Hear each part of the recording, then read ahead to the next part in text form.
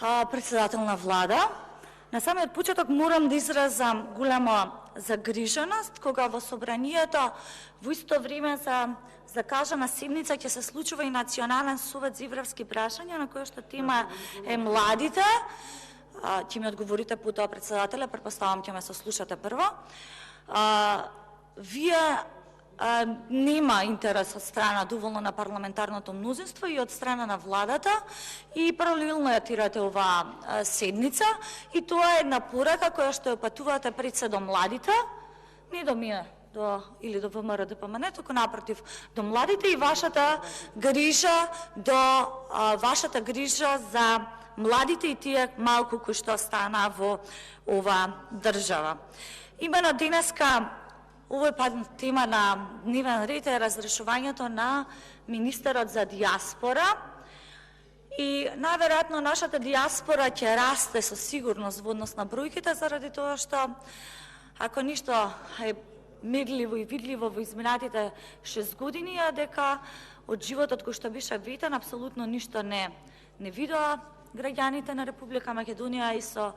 право најверојатно се селуваат, па се сеќавам и на она фамозна изјава на сегашниот председател на држава дека и тој би се иселил лете да не бил председател, замислете. Оно што можам со сигурност да го констатирам дека при подготовката на оваа тема е дека сегашниот министер за диаспора, господинот Чупи, доколку појдете на страната на владата, тој има свој простор и единствено во делот на сообштенијата со кои што комуницира со јавноста е ова сообштение каде што се вели дека министерот господинот Чупи се сретнал со министерот за надворешни работи господинот Бујар Османи. И замислете овој текст кој што ќе го најдете на веб страната вели дека министерот остварил официјална средба. Замислете официјална средба помеѓу двајца членови на влада и дека се договарале за трансфер на досијата, архивските документи кои што постоеле или ова во обичен административен речник би значало да се договорат околу административните процедури како понатака да продолжат заради тоа што најверојатно се наоѓаат во еден судир на надлежности и задачи и најверојатно не дојаснети или нејасни владини коалициони обврски и активности кои што треба да ги спроведат и дека во овој случај најверојатно оној кој што губи и денеска се разрешува е господинот Чупи, бидејќи кога ќе отворите и на неговата страна во делот на проектите имаме само еден празен простор. И сега со право македонската јавност го поставува прашањето дали навистина станува збор за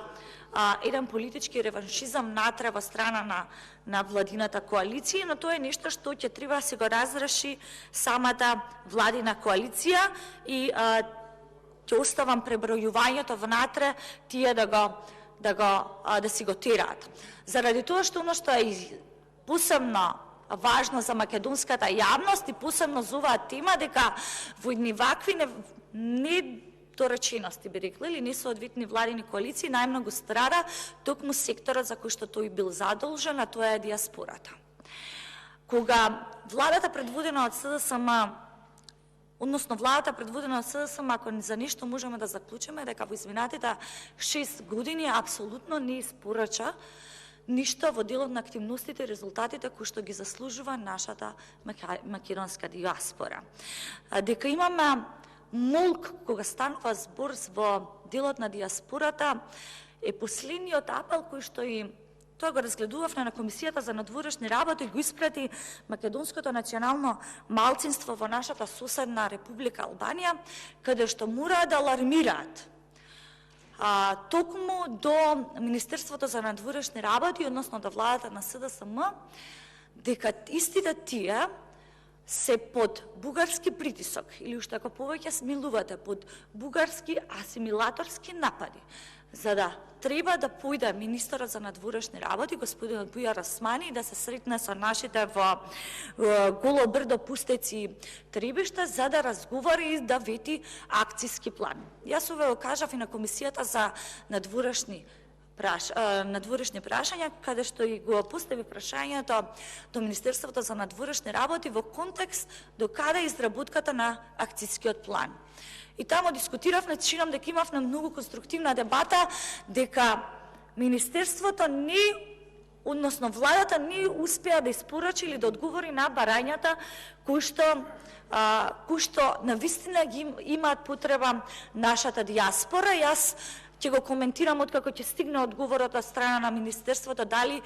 конечно е превземено нешто во делот на акцијскиот план, но едно е повеќе од јасно, дека интересот во однос на нашите граѓани, кои што се надвор од нашите граници,